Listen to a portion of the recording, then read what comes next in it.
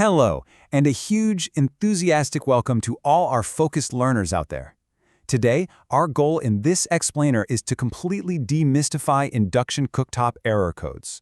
We're going to look under the glass, break down what those cryptic, flashing letters actually mean, and honestly, most importantly, we're going to separate the simple, totally safe home fixes from the situations where you absolutely need to call in a professional for a repair. Because, look, we have all absolutely been there. It's Tuesday night, you're right in the middle of preparing dinner, you set your pan down, and suddenly, bam, total frustration and panic hit.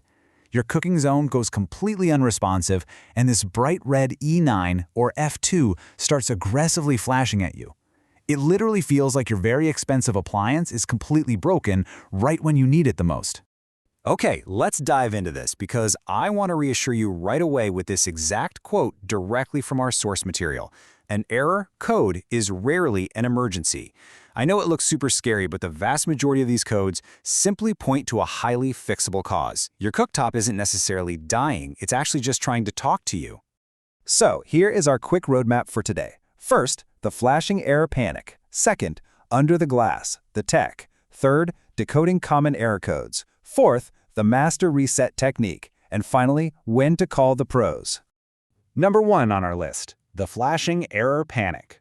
Let's start with that immediate stress of a locked or beeping appliance. When your cooktop starts emitting those frustrating beeps and flashing random letters, it's so easy to feel totally overwhelmed. Now, what's really crucial to understand here is that fault codes are not standardized across the industry.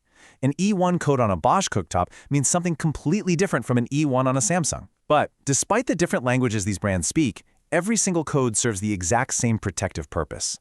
They are shutting things down to save your appliance from a much bigger failure. Moving on to number 2, under the glass, the tech. Now, what's really interesting about this slide is that to truly understand why these errors happen, we have to look beneath the surface. These aren't just stoves, guys. They are highly sensitive computers. Just look at the sheer complexity hiding underneath your cooking surface. You got intricate generator boards, massive induction coils, thermal cutouts, heavy-duty cooling fans. It is a dense, high-voltage network that honestly looks a lot more like the inside of a server room than a traditional kitchen appliance. To make sense of all that hardware, you really just need to know 2 main players. First up is the thermistor. That's just a fancy word for the temperature sensor.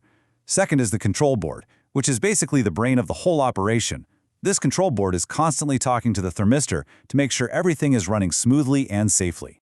In fact, that control board is continuously monitoring a whole host of systems. It's checking the power inverter, it's pinging the induction coil, assessing the pan detection sensor, and even monitoring the speed of the cooling fan. And here's the kicker.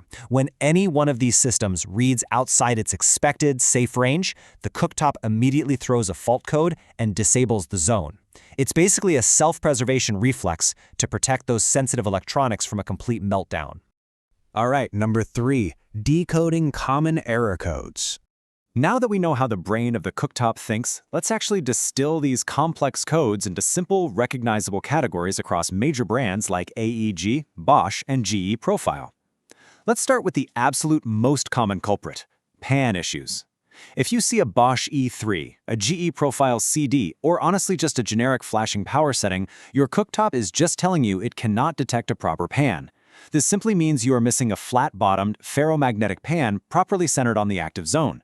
The magnetic field just isn't connecting.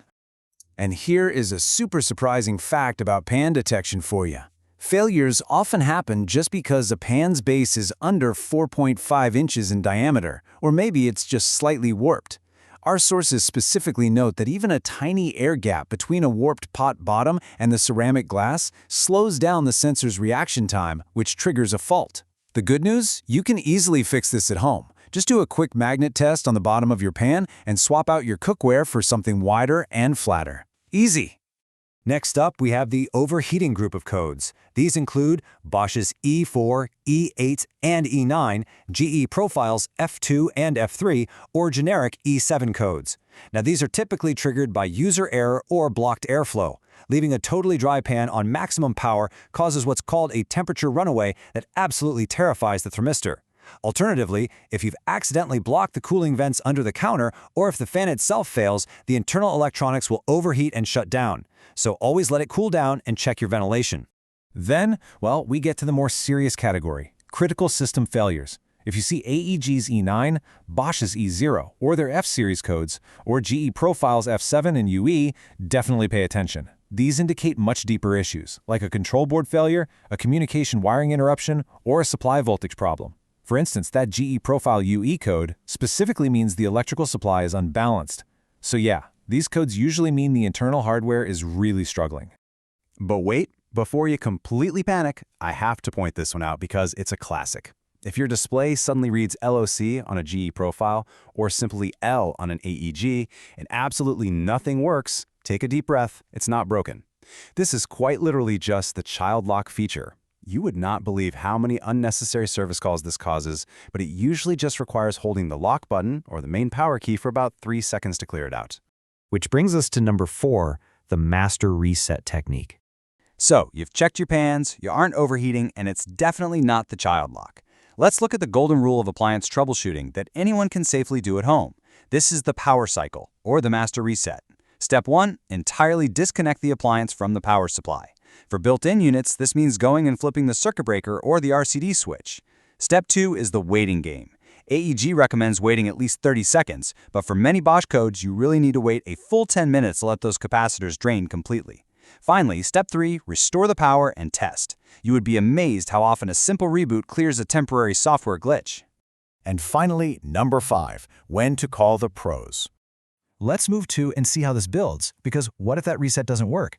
We need to establish some really strict safety boundaries here and know exactly when it's time to step back. Let's build a clear framework. On the left, we have 100% safe DIY home fixes, doing those hard resets, swapping to magnetic flat pans, clearing blocked air vents, and turning off the child lock. On the right, we have professional repairs, replacing blown inverters, handling high-voltage wiring, and diagnosing deep internal module faults. Basically, if your fix requires a screwdriver, it belongs in the right-hand column with an authorized technician. No exceptions. Now, why is that boundary so incredibly strict? Because of this number right here. Your induction cooktop runs on a lethal 208 to 240 volts, pulling a massive 40 to 50 amps. This isn't a battery-operated toy. This is serious industrial-level power requiring a properly balanced and grounded supply. Remember that GE Profile UE code we saw a minute ago? That unbalanced voltage can be incredibly dangerous if mishandled. So, the crucial point is really highlighted by this service schematic. It shows the complex internal wiring and grounding pathways between the terminal blocks and the generator boards. The standard color coding for safety ground wires is green, and it is absolutely vital that all those safety grounds are correctly reestablished. Untrained hands messing with this can easily create a massive, completely hidden safety hazard right in your kitchen. And honestly, the danger isn't just to you, it's to the cooktop itself. As the service data sheet explicitly warns, electronic boards are very sensitive to static electricity. Even if you have the power safely shut off at the breaker, a technician must be properly grounded before even touching the internals. The static electricity naturally carried by a human body can instantly and permanently destroy these super-sensitive generator boards. Which brings us to the very end of our explainer, leaving you with this thought. The next time your cooktop aggressively flashes an error code right before dinner, will you panic? Or will you just check your pan, check the child lock, and maybe go flip the breaker for 10 minutes? You now understand the incredible technology hiding under that glass. You know what those cryptic messages actually mean, and you know exactly when you've reached the limits of a safe home fix. Thank you so much for joining me, and hey, happy safe cooking!